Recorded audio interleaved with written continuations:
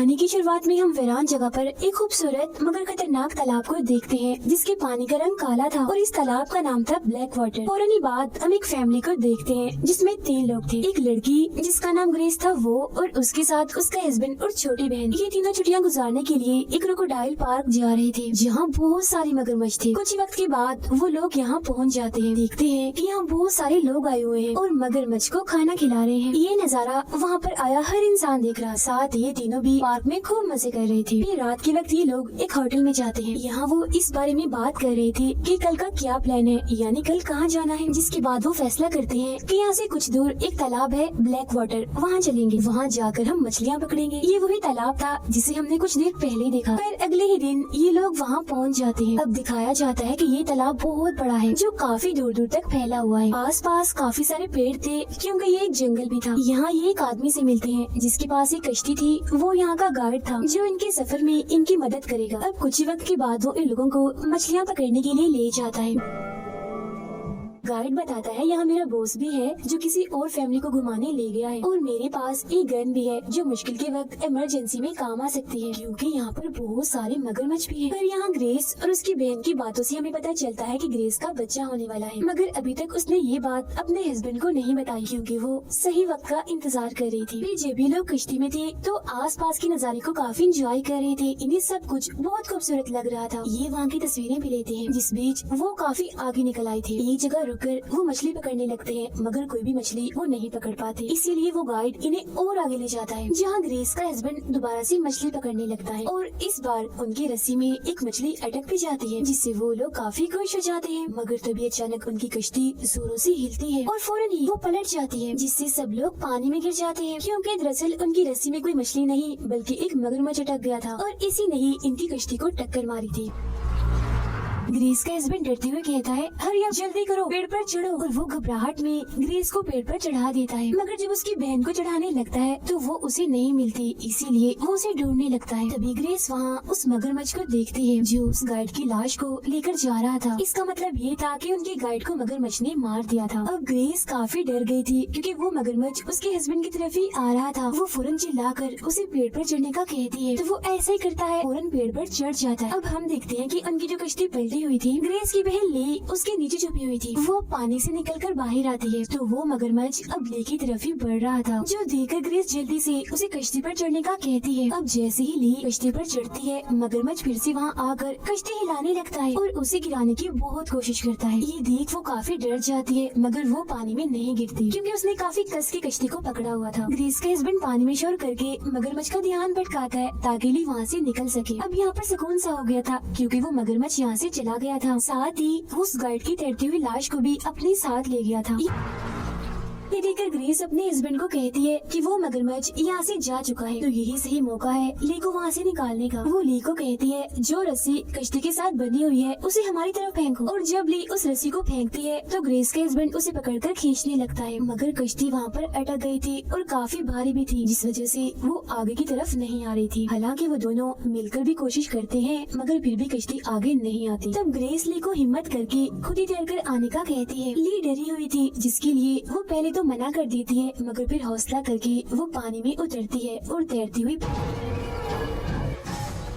पेड़ पर चढ़ जाती है। लेकिन मगरमच्छ के हमले की वजह से उसका पैर काफी जख्मी हो गया था। अब तीनों सोचने लगते हैं कि यहाँ से कैसे निकला जाए। ग्रेस कहती है हमें कुछ देर यहाँ रुककर इंतजार करना चाहिए क्योंकि उस गाइड को ढूंढते हुए उसका बॉस यहाँ पर जरूर आएगा। तो वो लोग यही रुककर इंतजार करने लगते हैं। अब काफी वक्त गुजर भी जाता है मगर यहाँ पर कोई भी नहीं आता। वो मगरमच्छ भी यहाँ से गया नहीं था बल्कि वो बार बार यहाँ चक्कर काट रहा था इस इंतजार में कि कब वो तीनों नीचे आए और मैं उन पर झपट कर उन्हें भी अपना खाना बना लूं। तब ग्रेस का हस्बैंड कहता है क्यों न हम ऐसा करें कि तैरकर पानी में जाएं, कश्ती को सीधा करें और उसी में जाकर बैठ जाएं। मगर ग्रेस और ली को ये प्लान खतरनाक लग रहा था क्योंकि जब ये लोग पानी में जाएंगे तो मगरमच्छ इन पर हमला कर देगा। अब घबराहट की वजह से ली जोरों से मदद मदद चिल्लाने लगती है।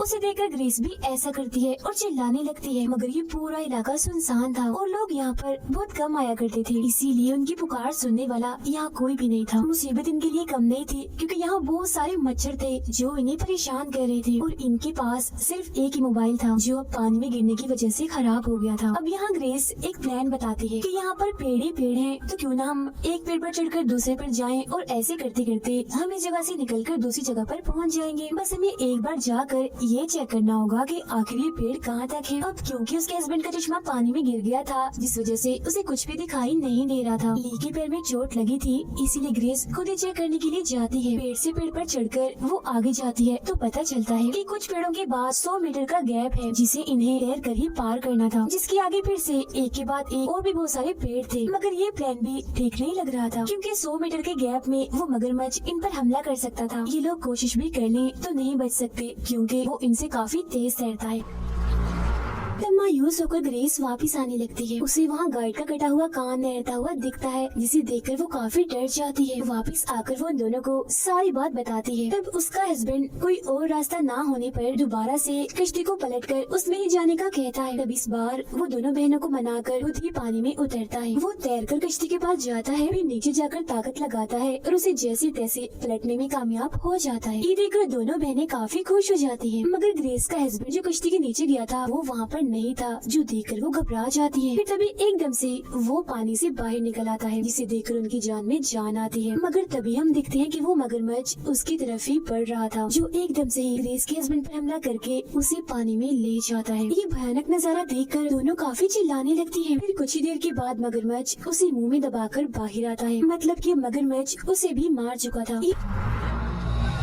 ये देखकर ग्रेस काफी दुखी हो जाती है और रोने लगती है और ली भी काफी हैरान रह गई थी। जिसके बाद वो मगरमच्छ वहाँ से चला जाता है। इसके बाद ली ग्रेस को कहती है, हम यहाँ फंस चुके हैं, अब कभी भी नहीं निकल सकते क्योंकि वो मगरमच्छ हमें भी मार देगा। ग्रेस उसे समझाती हुई कहती है, हिम्मत मत हारो, हम उस कश्ती की मदद से यहाँ से निकल सकते। वो नीचे आकर कश्ती की रस्सी को खींचने लगती है मगर वो काफी दूर थी। तब वो दूसरी टहनी पर जाती है रस्सी लेने के लिए, पर मगरमच्छ बार बार ऊपर कूदकर ग्रेस को पकड़ने की कोशिश करता है, जो देख वो काफी डर जाती है और वापस ली के पास ही आ जाती है। मगरमच्छ इन दोनों को पहले घूरता है और फिर पानी में चला जाता है। इसके बाद ग्रेस पानी में अपने हस्बैंड की लाश को देखकर काफी दुखी हो जाती है और रोने लगती है। उसे इस बात का भी अफसोस था कि मैंने अपने हस्बैंड को ये बात नहीं बताई कि हमारा बच्चा होने वाला है। तब उसकी बहन ली उसे संभालती है। फिर अब ये दोनों थक हार कर यहीं पर इंतजार करने लगती है। रात भी हो गई थी तो ये जगह और भी खतरनाक दिखने लगती है। ऊपर से मौसम भी काफी खराब था। मगरमच्छ भी इनके आस पास घूमने लगता है। जिसके बाद वो ग्रेस के हस्बैंड की लाश को खाने लगता है और सारी आवाजें सुनकर ग्रेस और भी टूट जाती है और रोने लगती है। फिर ऐसे ही करते करते रात गुजर जाती है।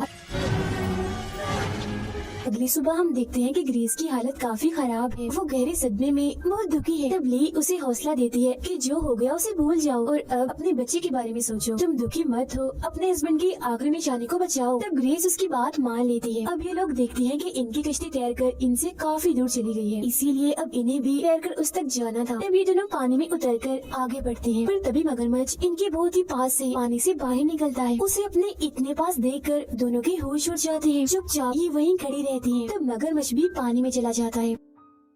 तो अब जब ये दोबारा से आगे बढ़ती हैं, तो मगरमच्छ ग्रेस पर हमला करके उसकी टांग पकड़ लेता है और अपने साथ खींचकर ले जाने लगता है। ली ये देखकर काफी डर जाती है और रोने लगती है। घबराहट के आलम में वो ग्रेस को आवाजें लगाने लगती है, जिसके फौरन बाद ही ग्रेस पानी से बाहर आ जाती है, जिसे ली जल्दी से खींचकर वापस पेड़ पर ले आती है। ग्रेस की हालत काफी खराब हो रही थी क्योंकि उसकी टांग पर मगरमच्छ के हमले की वजह से काफी गहरी चोट आई थी और उसका बहुत सारा खून भी बह रहा होता है। तब ली अपना सूट फाड़कर उसकी टांग पर पट्टी के तौर पर बांधती है और खून रोकने की कोशिश करती है।